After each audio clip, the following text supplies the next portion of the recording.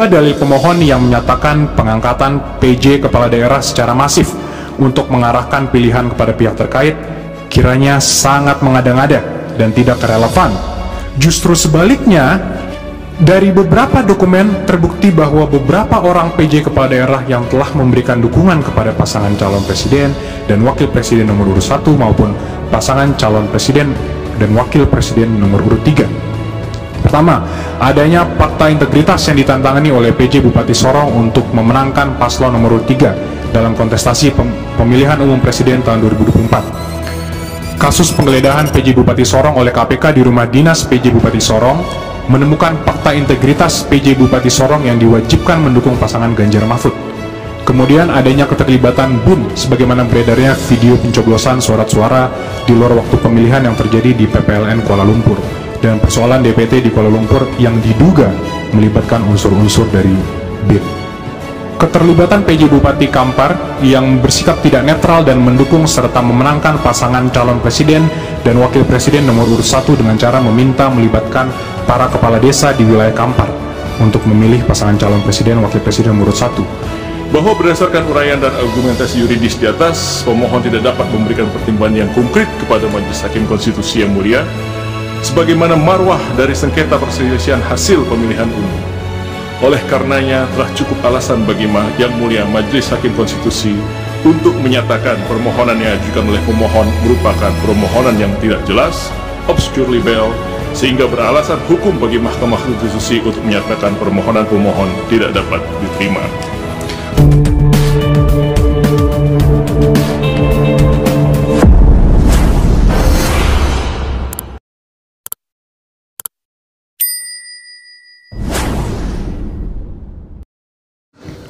Silakan dilanjutkan. Mohon izin melanjutkan Yang Mulia Majelis Hakim. Perihal putusan Mahkamah Konstitusi nomor 90 garing PUU strip 21 Romawi garing 2023 untuk selanjutnya akan kami sebut dengan putusan MK nomor 90. Pemohon mendalilkan bahwa adanya intervensi. Dilanjutkan ke dalil pelanggaran prosedur saja di halaman 56. Baik. Kalau putusan 90 sudah clear ya. Baik, sudah dianggap ulang-ulang maksudnya. Baik Yang Mulia, dianggap telah dibacakan. Kemudian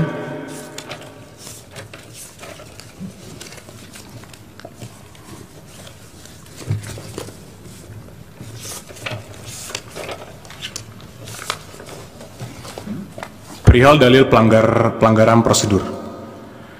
Pada huruf C permohonan yang disampaikan, pemohon pada halaman 93 sampai 98 mencampur adukan berbagai hal yang masing-masing berbeda penyelesaiannya. Disebutkan sebagai pelanggaran prosedur yakni sebagai berikut: manipulasi DPT dan seterusnya dianggap dibacakan. Sebagai pihak pemohon, maka yang bersangkutan harus memberikan data-data yang relevan dan valid. Demikian itu sangat penting dalam rangka membuktikan terjadinya migrasi suara. Migrasi suara yang terjadi harus demikian jelas dan hasil penjumlahannya harus relatif sama. Ternyata uraian 8 pelanggaran prosedur tersebut tidak memiliki data-data yang mencukupi. Pemohon tidak mampu membuktikan adanya perpindahan atau migrasi suara secara paralel dan signifikan. Kemudian yang menjadi persoalan, terhadap dalil yang disampaikan tersebut, apakah menjadi layak untuk diadili oleh Mahkamah Konstitusi? Dari 8 persoalan, hanya 1 dalil yang terkait dengan migrasi suara, yakni pengurangan suara pemohon, didalilkan oleh pemohon terjadi di 2 TPS. Yaitu pertama, didalilkan telah terjadi pengurangan suara pasangan calon nomor urut 1 di TPS 006 Kelurahan Soko, Kecamatan Dewe, Kabupaten Kudus. Suara pasangan calon nomor urut 1 dalam C1 plano tertulis 9 suara sah. Namun dalam penulisan di dalam perhitungan KPU terinput 4 suara. TPS yang kedua adalah TPS 001 Kelurahan Kalirejo, Kecamatan Kebumen, Kabupaten Kebumen. Suara pasangan calon nomor urut 1 tertulis 38 suara sah. Namun dalam C penulisan di dalam perhitungan di KPU terinput 28 suara. Kemudian pengurangan suara yang terjadi pada 2 TPS tersebut hanya berjumlah 15 suara. Sedangkan pasangan calon nomor urut 1 secara nasional memperoleh 40.971.906 suara dan pasangan calon nomor urut 2 memperoleh 96.214.691 suara. Oleh karenanya, selisih suara yang diperoleh oleh pasangan calon nomor urut 1 dengan pasangan calon nomor urut 2 adalah 55.242.785 suara. Sehingga dengan selisih suara yang sangat jauhnya, masih layakkah untuk diadili oleh Mahkamah Konstitusi? Tentu sangat tidak layak. Kemudian dalam hal rekapitulasi penghitungan perolehan suara secara nasional, Pasal 407 ayat 1 Undang-Undang Pemilu menyebutkan, dianggap dibacakan, peserta pemilu dimaksud adalah partai politik untuk pemilu anggota DPR, anggota DPRD provinsi, anggota DPRD kabupaten kota, perseorangan untuk pemilu anggota DPD, dan pasangan calon yang diusulkan oleh partai politik atau gabungan partai politik untuk pemilu presiden dan wakil presiden. Mengacu pada ketentuan pasal 407 ayat 1 Undang-Undang Pemilu, maka dugaan terjadinya pelanggaran, penyimpangan, dan atau kesalahan dalam pelaksanaan rekapitulasi perhitungan perolehan suara secara nasional menjadi kewenangan Bawaslu. Dengan demikian, terhadap dugaan terjadinya pelanggaran, penyimpangan, dan atau kesalahan dalam pelaksanaan rekapitulasi perhitungan perolehan suara, kalaupun benar ada kuat non, harus diselesaikan hanya, sekali lagi, hanya oleh Bawaslu, bukan oleh Mahkamah Konstitusi. Selanjutnya, pemohon mendalilkan dalam permohonannya, kami anggap telah dibacakan, ada 19 poin yang mulia. Dapat kami sampaikan bahwa seluruh dalil tersebut adalah tidak benar dan tidak terbukti kebenarannya. Dan seandainya pun benar ada kuat non, tidak terbukti pula ada kaitannya atau hubungannya dengan signifikansi perolehan suara yang diperoleh oleh pasangan calon nomor urut 2. Artinya, perbuatan-perbuatan tersebut seandainya pun ada kuat non, tidak dapat dibuktikan ada hubungan kausal atau pengaruh dengan perolehan suara yang diperoleh oleh pasangan calon nomor urut 2. Terlebih lagi, kesemua hal tersebut di atas tidak dapat dibuktikan secara terstruktur, sistematis, dan masif. Dalil-dalil permohonan tersebut di atas hanyalah merupakan tuduhan-tuduhan yang tidak berdasar dengan menggunakan narasi-narasi yang di dalamnya terkandung diksi-diksi curang dan menyesatkan, semata-mata hanya untuk menggiring opini dengan tujuan mendegradasi terpilihnya pasangan calon nomor urut 2. Tuduhan-tuduhan tersebut adalah tuduhan yang sangat menyakitkan karena telah menafikan hak mayoritas rakyat Indonesia untuk menentukan pilihannya memilih pasangan Prabowo Gibran yang begitu dicintai dan diharapkan oleh mayoritas rakyat Indonesia sebagai presiden dan wakil presiden Indonesia. Hal ini terlihat dari besarnya jumlah suara yang diberikan oleh rakyat kepada pasangan Prabowo Gibran, yaitu sebanyak 96.214.691 suara, atau setara dengan 58,58%. Oleh karena itu, dapat disimpulkan bahwa pihak pemohon tidak pada tempatnya mendalilkan dan memohon mendiskualifikasi pasangan calon Prabowo Gibran sebagai calon presiden dan wakil presiden kepada Mahkamah Konstitusi, karena hal tersebut menjadi kewenangan Bawaslu. Hanya ada satu kewenangan Mahkamah Konstitusi dalam sengketa pemilu presiden dan wakil presiden, yakni terhadap hasil perhitungan suara yang mempengaruhi penentuan terpilihnya pasangan calon atau penentuan untuk dipilih kembali pada pemilu presiden dan wakil presiden sesuai pasal 475 ayat 2 Undang-Undang Pemilu. Bagian berikutnya yang mulia, kami masuk kepada dugaan pelanggaran yang dilakukan oleh pemohon. Dalil-dalil pemohon terkait tuduhan pelanggaran yang dilakukan pihak terkait hanyalah merupakan tuduhan-tuduhan yang tidak berdasar dengan menggunakan narasi-narasi yang di dalamnya terkandung diksi-diksi curang dan menyesatkan semata-mata hanya untuk menggiring opini dengan tujuan mendegradasi terpilihnya pasangan calon nomor urut 2. Adapun yang sebenarnya terjadi, justru pemohonlah yang tercatat diduga melakukan berbagai pelanggaran pemilu berdasarkan data Bawaslu sebagai berikut. Kami izin hanya membacakan mungkin 2 saja yang mulia, total ada 36 laporan. Ya, silakan. Yang pertama, laporan terhadap paslon 01 di KPU RI tanggal 14 November 2023 atas pelanggaran pasal 27 ayat 1 Peraturan KPU nomor 20 tahun 2023, Yang kedua ada lagi laporan terhadap Cawapres Paslon 01 di Smesco Convention Hall, Jakarta Selatan, DKI Jakarta, tanggal 29 November 2023 atas pelanggaran pasal 28 ayat 1 huruf C dan D Undang-Undang Pemilu dan pasal 72 ayat 1 huruf C dan D Peraturan KPU nomor 20 tahun 2023. Itu dua dari total 36 dugaan terjadinya pelanggaran yang kami anggap telah dibacakan, Yang Mulia. Ya, lanjut halaman 69 huruf E.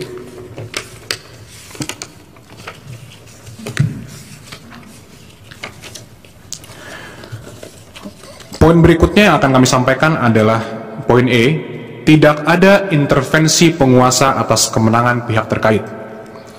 Pemohon dalam permohonannya mendalilkan adanya intervensi penguasa.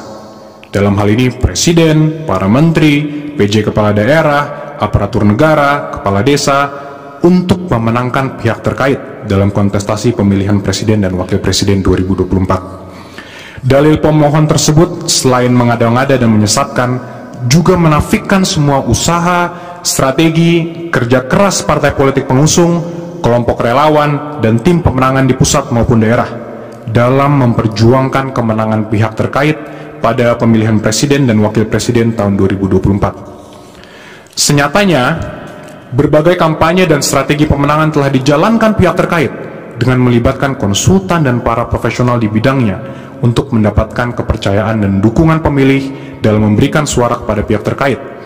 Salah satunya merebut perhatian dan kepercayaan kaum milenial, yaitu 33,6% suara pemilih, dan juga pemilih Gen Z, yaitu 22,85% dari suara pemilih. Dengan menghadirkan sosok tokoh muda sebagai calon wakil presiden, serta komunikasi kampanye yang sesuai kehidupan kaum muda. Alhasil, semua perencanaan kampanye dan strategi kemenangan yang dijalankan telah membawa kemenangan bagi pihak terkait dengan memperoleh suara 58,58% atau setara dengan 96.214.691. Dalil pemohon yang seolah menunjukkan adanya intervensi dari presiden dan para menteri dengan mempolitisasi program kerjanya dalam memenangkan pihak terkait kiranya sangat absurd dan mengada-ngada. Mengingat semua program kerja presiden dan para menterinya telah direncanakan jauh hari atau setidaknya setahun sebelumnya dengan pengajuan anggaran atau APBN yang telah disetujui DPR. Sehingga bagaimana mungkin program kerja pemerintah tersebut dikait-kaitkan dengan kontestasi pemilihan presiden dan wakil presiden tahun 2024. Selanjutnya mengenai dalil pemohon tentang kenaikan gaji dan tunjangan penyelenggara pemilu di momen kritis, adalah dalil yang keliru dan sangat mengada-ngada. Karena hal tersebut merupakan program Kementerian Pendayagunaan Aparatur Sipil Negara dan Reformasi Birokrasi atau PAN-RB yang telah ditetapkan pada tahun anggaran sebelumnya. Pemberiannya dalam bentuk tunjangan berbasis capaian kinerja dan bukan kenaikan kerja sebagaimana didalilkan oleh pemohon. Sehingga jelas program tersebut tidak ada kaitannya dengan presiden, terlebih menghubungkannya dengan kontestasi pemilu 2024. Selanjutnya mengenai politik uang di TPS 029 Desa Karanggintung, Jawa Tengah, telah dijelaskan sendiri oleh pemohon bahwa perbuatan tersebut dilakukan oleh aparat desa pada PPS, sehingga tidak ada kaitannya dengan pihak terkait. Sedangkan mengenai pemberian uang yang dilakukan Gus Miftah, itu dilakukan dalam kapasitas pribadi. Karena sampai saat ini yang bersangkutan tidak pernah tercatat sebagai tim kampanye, baik di tingkat nasional maupun daerah. Adapun terkait tuduhan pencoblosan lebih dari satu kali, tidak jelas dilakukan oleh siapa dan untuk kepentingan siapa. Sehingga biarlah diproses oleh Bawaslu agar persoalan menjadi terang dan dapat dimintai pertanggungjawaban dari pelakunya. Demikian halnya dengan bantuan sosial atau bansos dari pemerintah. Itu adalah program kerja yang telah berjalan selama ini, termasuk di luar tahun pemilu dengan pengaturan melalui Perpres nomor 63 tahun 2017. Program bansos ini ditujukan bagi seseorang, keluarga, kelompok, atau masyarakat miskin, tidak mampu dan atau rentan terhadap risiko sosial, di mana sangat berbeda dengan target suara pemilih milenial dan Gen Z yang hendak diraih pihak terkait. Untuk lebih jelasnya, kami uraikan program bansos yang selama ini digulirkan pemerintah sebagai berikut. Pengaturan mengenai bansos telah diatur dalam Perpres nomor 63 tahun 2017 tentang penyaluran bansos secara non-tunai. Definisi dianggaplah dibacakan.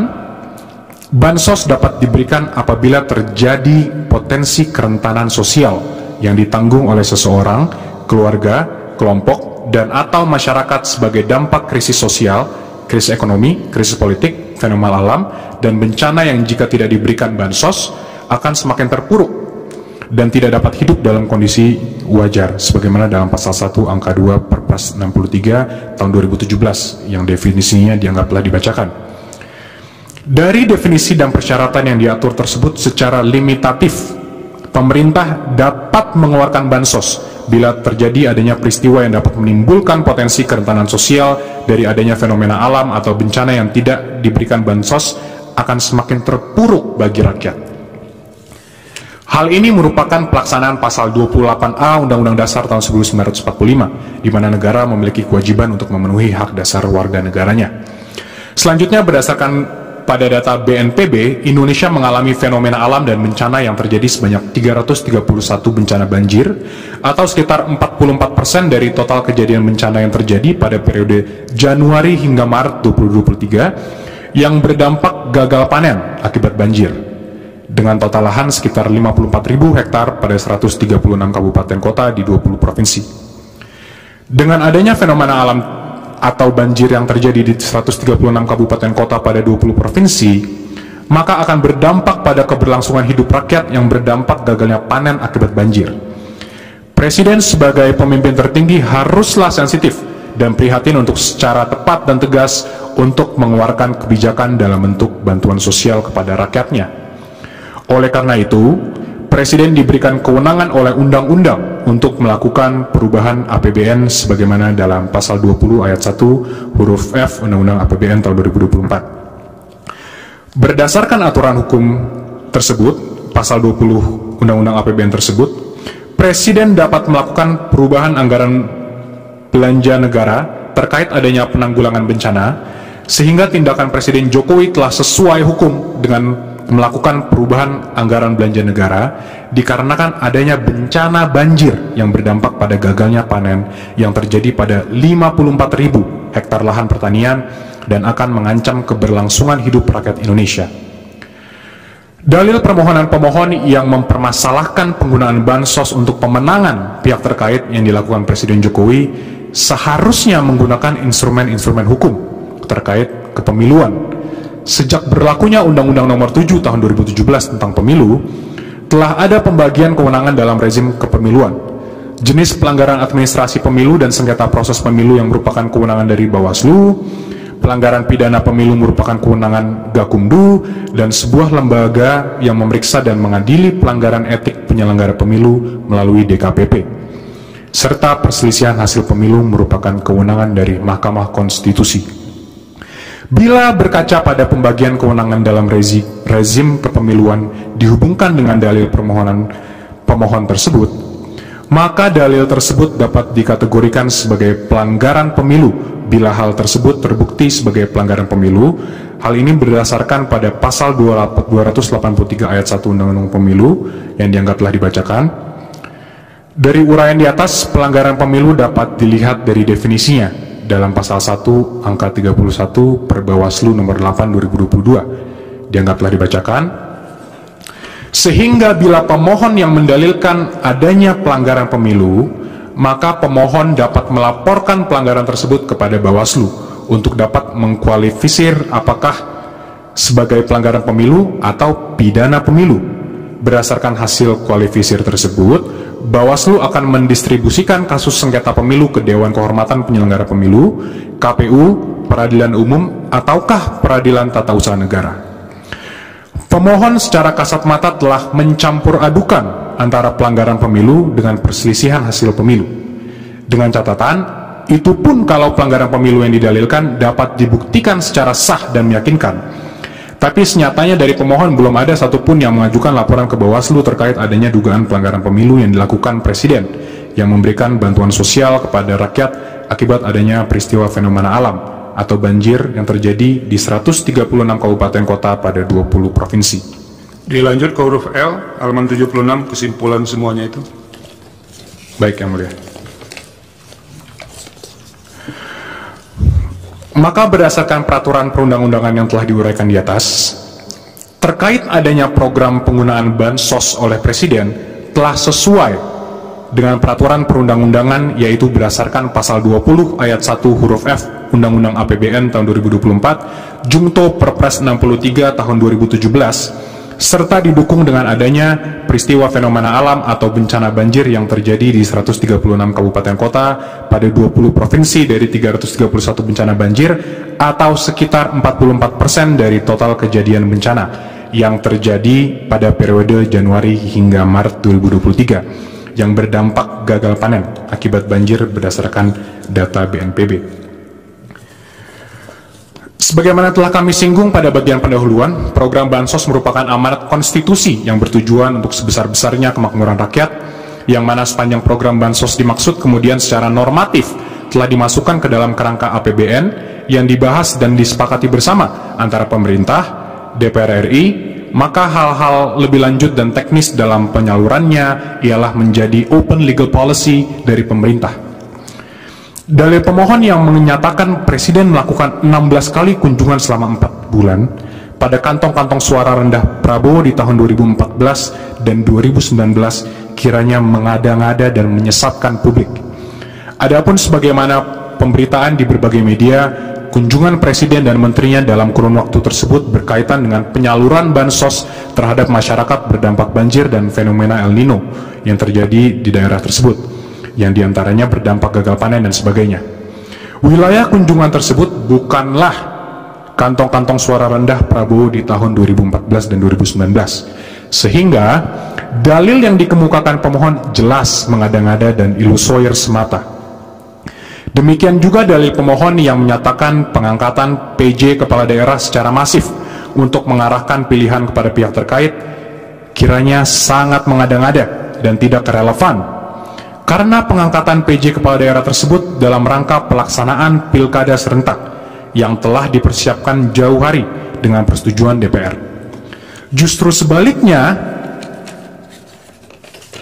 dari beberapa dokumen terbukti bahwa beberapa orang PJ kepala daerah yang telah memberikan dukungan kepada pasangan calon presiden dan wakil presiden nomor urut 1 maupun pasangan calon presiden dan wakil presiden nomor urut 3 dengan uraian sebagai berikut.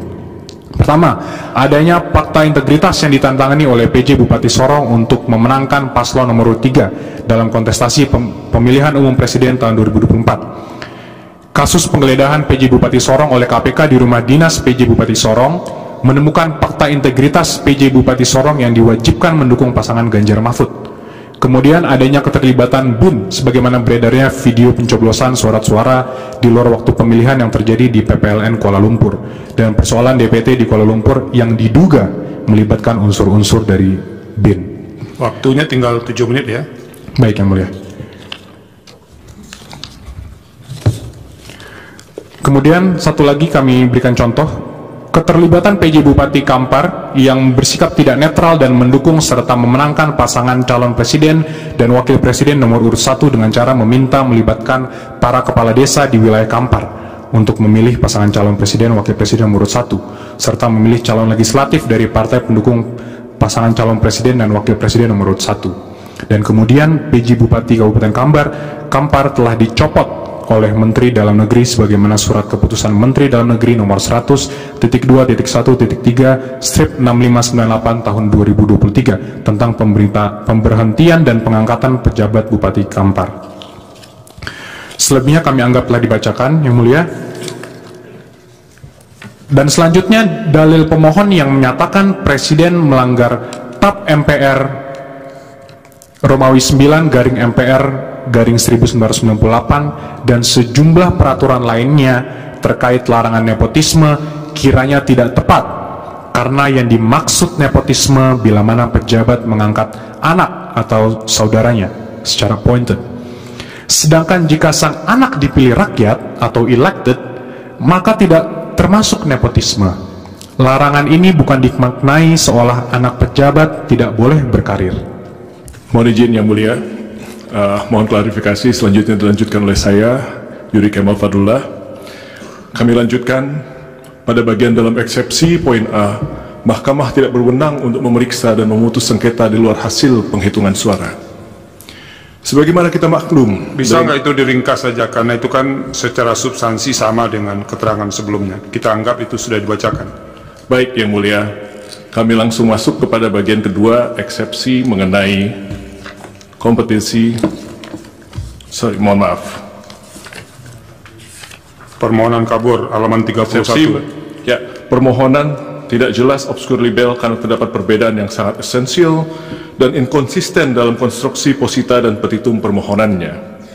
Sebagaimana telah panjang lebar kami uraikan di atas bahwa pada dasarnya Undang-Undang 45 telah secara tegas memberikan kewenangan kepada MK untuk memutus perselisihan tentang hasil pemilu. Selain daripada itu, merujuk kepada norma pasal 22E ayat 6 UUD 45 menyebutkan bahwasanya ketentuan lebih lanjut tentang pemilu diatur dengan undang-undang. Adapun undang-undang yang dimaksud adalah undang-undang pemilu. Kendati demikian, perlu harusnya digarisbawahi bahwa keberatan sebagaimana pasal 475 ayat 1 Undang-Undang Pemilu ada terdapat frasa hanya, yakni hanya terbatas pada hasil penghitungan suara yang memengaruhi penentuan terpilihnya paslon atau penentuan untuk dipilih kembali pada pemilu presiden dan wakil presiden. Bahwa sejalan dan senantiasa berpedoman kepada norma-norma yang berkenaan dengan kewenangan MK sebagaimana disebutkan di atas, kemudian melalui PMK nomor 4 tahun 2023, MK telah memberikan pedoman bagi tiap-tiap pasangan calon presiden dan wakil presiden yang merasa berkeberatan dengan jumlah hasil suara sah yang ditetapkan oleh KPU RI untuk dapat mengajukan suatu permohonan pembatalan atas penetapan hasil penghitungan perolehan suara oleh KPU RI dengan menggunakan formalitas dan sistematikanya yang ditentukan secara spesifik. Untuk selanjutnya tidak kami lanjutkan karena memang kami mengutip pasal 8 PMK nomor 4 nomor tahun 2023. Bahwa selanjutnya terkait dengan formalitas konstruksi permohonan pemohon sebagaimana termuat pada halaman 18 dan 19 permohonan, pemohon menyatakan bahwa hasil penghitungan suara yang diperoleh oleh pihak terkait menurut pemohon di 38 provinsi plus di luar negeri dengan jumlah 0 suara.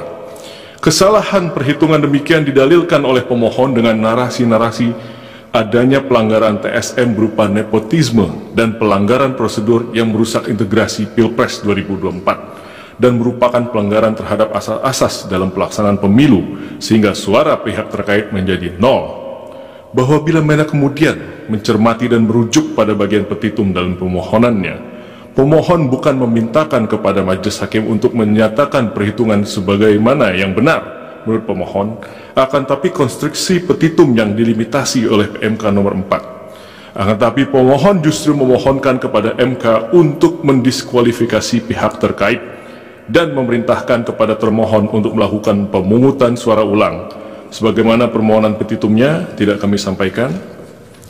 Merujuk pada petitum yang diajukan pemohon di atas, setidaknya ada dua hal yang hendak pihak terkait tanggapi. Yang pertama, kembali merujuk kepada pasal 8 ayat 6 PMK nomor huruf B PMK nomor 4 tahun 2023. Pemohon memang di dalam posita permohonannya telah menyampaikan klaim hasil perhitungan perolehan suara menurut pemohon. Akan tetapi kemudian pemohon tidak meminta penetapan klaim tersebut di dalam petitumnya. Dengan demikian telah menjadi jelas dan terang bahwa permohonan yang diajukan oleh pemohon merupakan permohonan yang tidak selaras dan oleh karenanya menyebabkan permohonan menjadi obskur.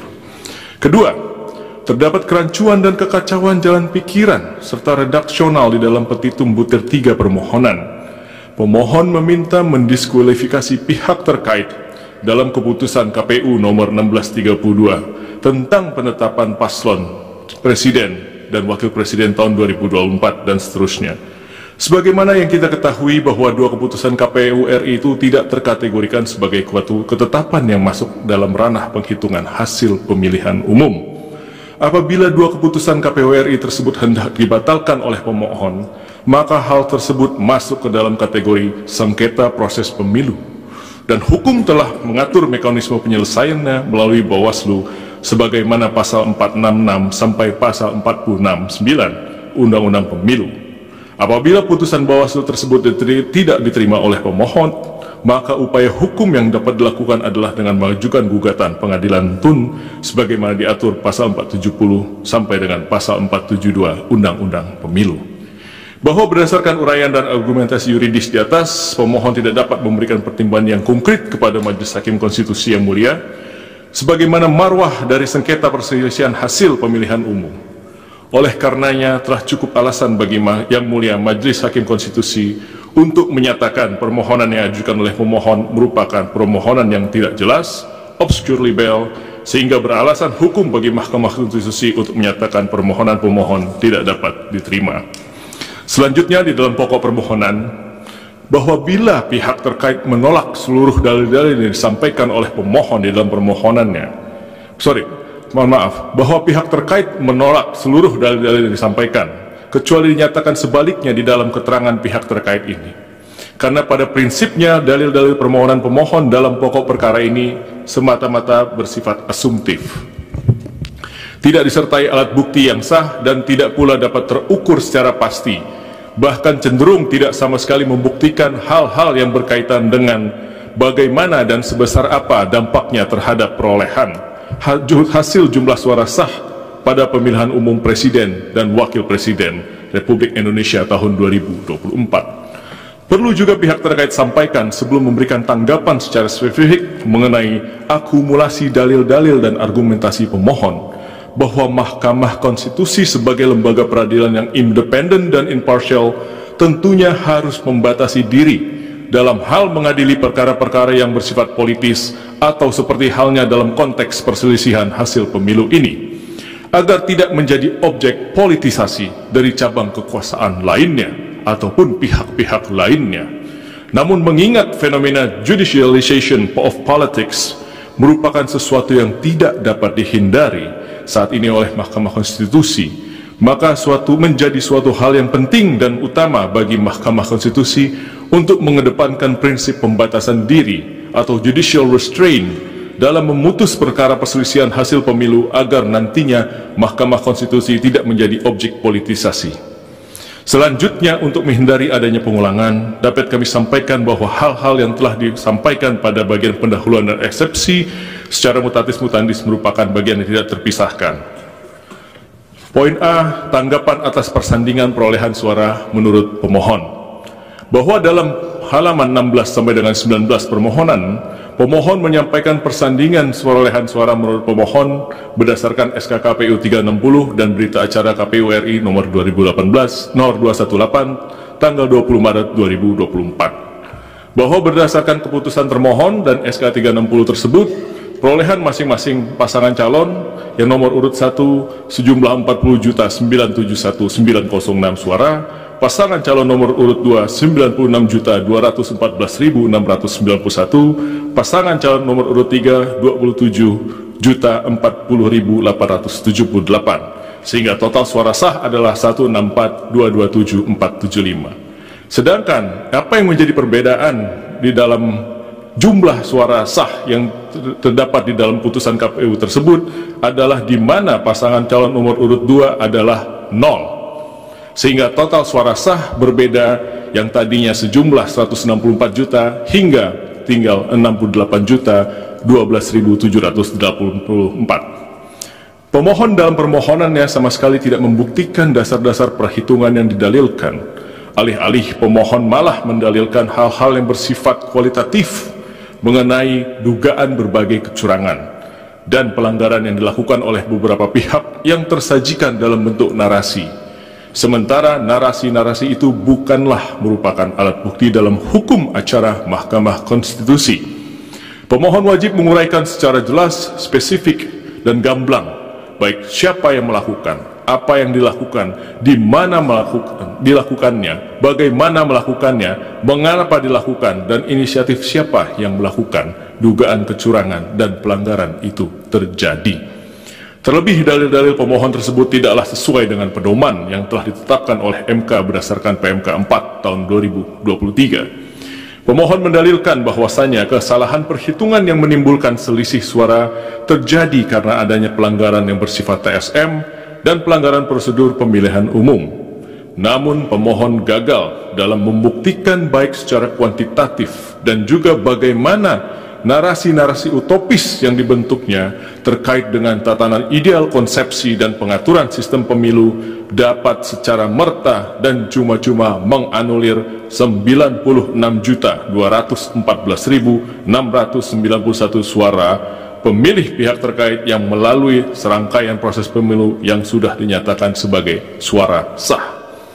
Bahwa sejatinya dalam membuktikan dalil argumentasi kuantitatif mengenai angka-angka perolehan dalam hal perkara PHU Presiden dan Wakil Presiden, pemohon wajib membuktikan secara by data apakah terjadi kecurangan, penggelembungan, atau pengurangan suara dari pemohon itu sendiri. Namun demikian, dalil argumentasi yang diajukan pemohon yang justru setuju terhadap perolehan suara pemohon sendiri berdasarkan rekapitulasi final termohon membuktikan bahwa sesungguhnya pemohon sendiri tidak mampu untuk membuktikan adanya kesalahan hitung, penggelembungan, ataupun pembuktian kuantitatif terhadap hasil perolehan suara yang telah ditetapkan oleh termohon. Justru kemudian dengan ketidakmampuannya membuktikan adanya perbedaan perolehan suara secara merta-merta dan menganulir suara total pihak terkait. Tidak ada satu alat bukti pun yang bersifat kuantitatif yang diajukan oleh pemohon untuk membuktikan bahwa perolehan suara dari pihak terkait adalah nol. Dan yang lebih esensial adalah tidak ada salah satu bukti pun yang diajukan berupa rekomendasi dan atau putusan dari Bawaslu RI maupun putusan pengadilan yang telah berkekuatan hukum tetap yang menyatakan atau setidaknya menjadi dasar bahwa pihak terkait terdiskualifikasi. Selanjutnya mohon izin yang mulia bagian disampaikan oleh rekan kami Pak Dr. Fahri Bahmid. Terima kasih.